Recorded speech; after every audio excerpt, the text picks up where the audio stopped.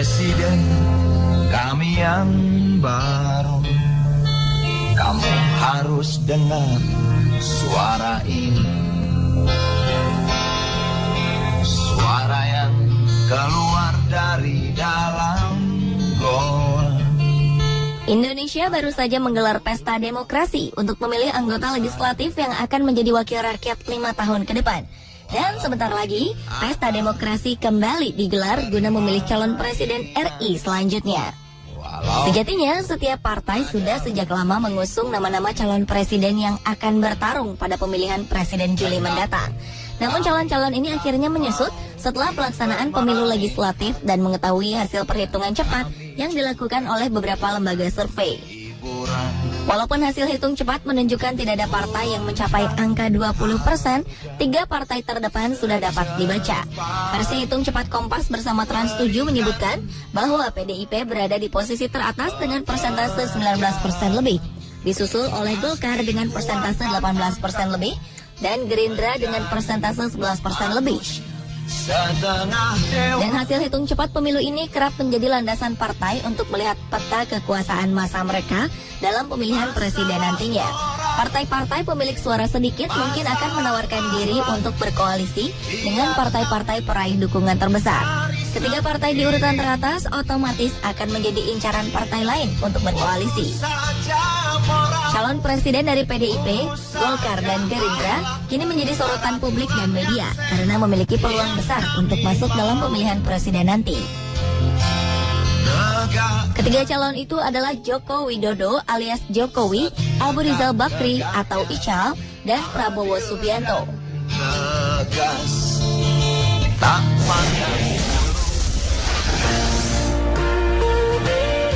Tahukah Anda jika masa kecil Jokowi tidak semapan ketika beliau mulai dikenal publik? Pria kelahiran Surakarta 21 Juni 1961 ini hidup dalam kondisi ekonomi yang pas-pasan. Jokowi bahkan pernah mengalami penggusuran rumah sebanyak 3 kali. Untuk membeli keperluan sekolah dan uang jajan, Jokowi kecil terpaksa berdagang, mengojek payung, hingga menjadi kulit panggul. Sebagai anak tukang kayu, Jokowi sudah mahir menggergaji kayu sejak usia 12 tahun. Latar belakang inilah yang mungkin membuat Jokowi selalu berpenampilan sederhana dan sering belusukan ke tempat-tempat kumuh.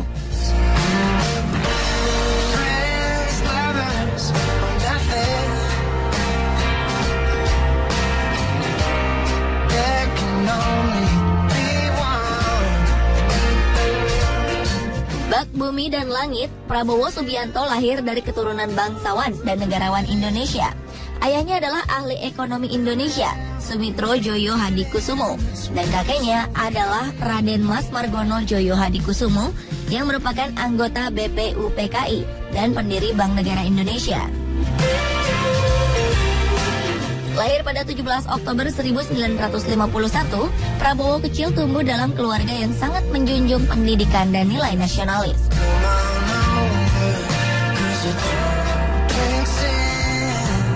Calon presiden ketiga juga memiliki latar belakang keluarga cukup mapan.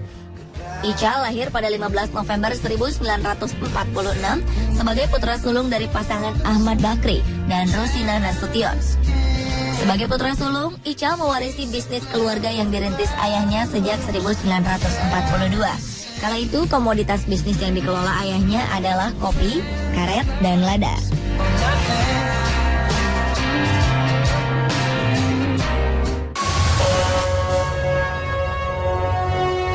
Ingin lepas dari himpitan ekonomi membuat Jokowi berusaha keras mencapai pendidikan hingga jenjang perguruan tinggi negeri. Lulus dari Fakultas Kehutanan Universitas Gadjah Mada, Jokowi sempat bekerja di salah satu BUMN.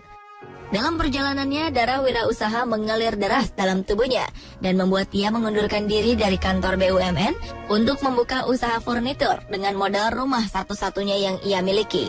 Usahanya ternyata tidak sia-sia. Jokowi menjadi salah satu eksportir kayu dan mebel yang memiliki pelanggan hingga ke negara-negara Eropa. Kesempatan berkeliling Eropa inilah yang membuat Jokowi terbebani untuk memperbaiki kota Solo yang saat itu tidak beraturan.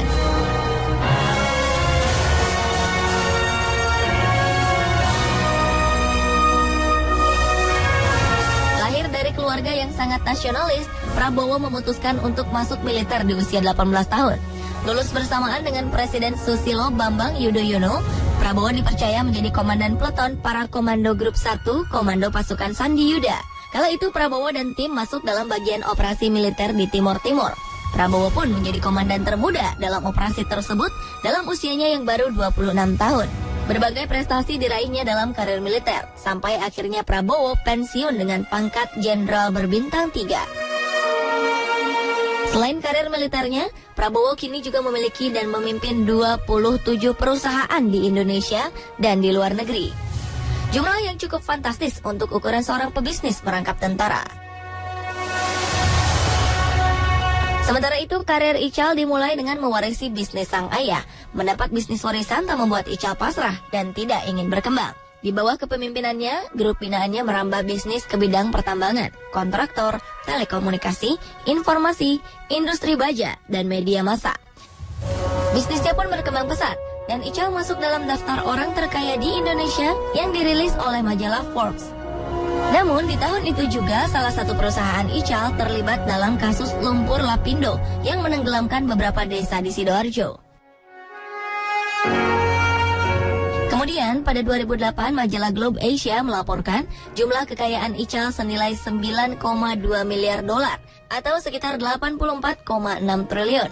Ical menjadi orang terkaya di Asia Tenggara, mengalahkan Robert Kwok dari Malaysia dengan kekayaan 7,8 miliar dolar. Kesuksesan Ical ini ternyata tidak berjalan mulus. Beberapa skandal dan kecurangan ditemukan oleh ahli ekonomi dalam perusahaannya, seperti tunggakan asuransi jiwa, tunggakan royalti batubara, dan kasus rekayasa pajak, penambangan ilegal, dan kasus-kasus lain yang sampai sekarang masih ada yang belum diselesaikan.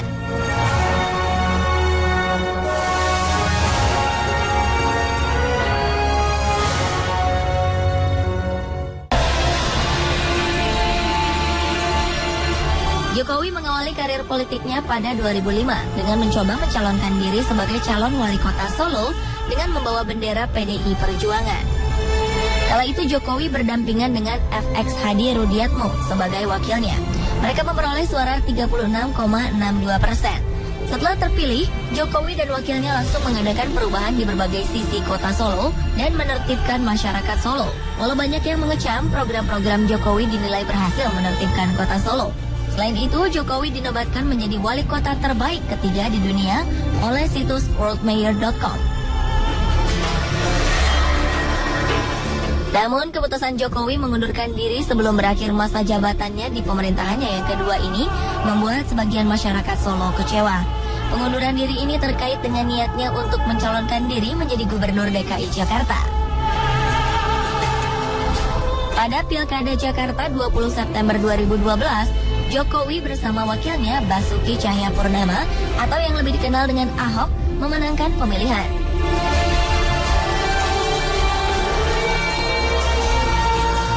Catatan prestasi yang ditorehkannya menjadi alasan utama rakyat Jakarta memilih pasangan Jokowi-Ahok.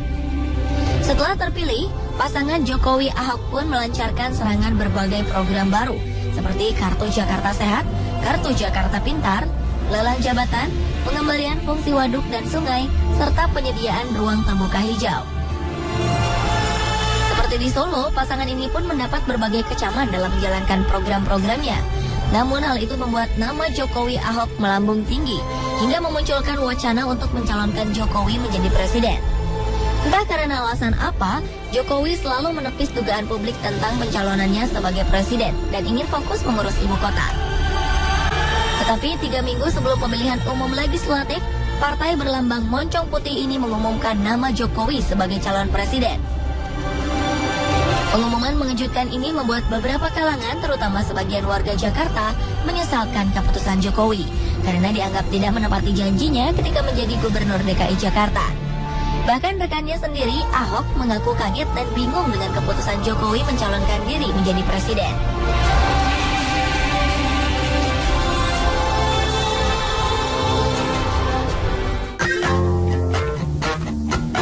Sementara karir politik calon presiden dari Partai Gerindra, Prabowo, lebih dominan dikaitkan dengan politik Orde Baru.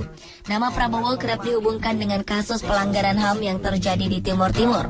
Pada 1997, Prabowo juga sempat dituduh menjadi salah satu dalang penculikan terhadap sejumlah aktivis pro-reformasi. Semua itu diduga karena hubungannya dengan mantan Presiden Soeharto. Prabowo menikah dengan Siti Hediati Haryadi atau Titik Soeharto, anak keempat mantan Presiden Soeharto. Namun mereka berpisah di tahun yang sama ketika Soeharto mundur menjadi presiden. Nama Prabowo pun menghilang sementara dari kancah perpolitikan Indonesia. Pada 2004, Prabowo muncul kembali dengan mencoba menjadi capres melalui konvensi Capres Golkar. Meski lolos pada putaran akhir, Prabowo akhirnya kalah suara dari rivalnya, Wiranto. 5 tahun kemudian Prabowo kembali mencalonkan diri. Namun kali ini ia menjadi calon wakil presiden mendampingi Megawati. Kekalahan kembali harus diterima Prabowo karena pasangan Mega Pro ini kalah telak dari pasangan SBY Budiono. Dan pada pemilihan presiden kali ini Prabowo kembali mencalonkan diri menjadi presiden di bawah bendera Partai Gerindra. Pencalonan Prabowo ini diduga menjadi faktor pendukung perolehan suara Gerindra menduduki 3 besar. Dalam survei yang dilakukan beberapa lembaga survei tentang elektabilitas presiden, Prabowo kerap menempati urutan teratas, meski tetap di bawah Joko Widodo. 3 kali nama beto. Asik.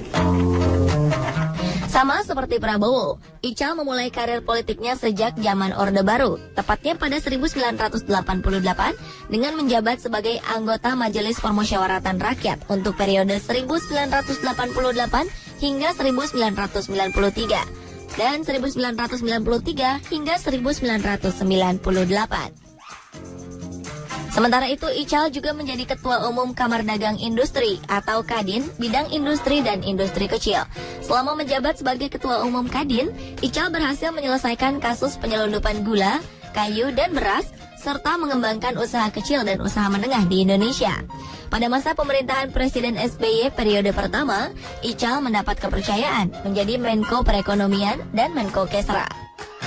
Oktober 2009, Musyawarah Nasional Golkar memilih Ical menjadi Ketua Umum Golkar, mengalahkan Surya Paloh, Yudi Krisnandi, dan Hutomo Mandala Putra.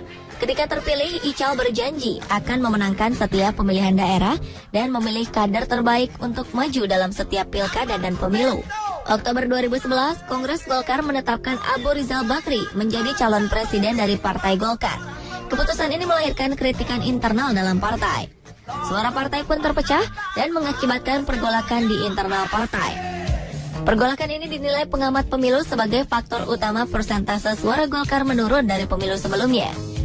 Nah pemirsa, itulah perbandingan singkat para calon presiden yang kemungkinan besar akan bertarung pada pemilihan presiden Juli mendatang.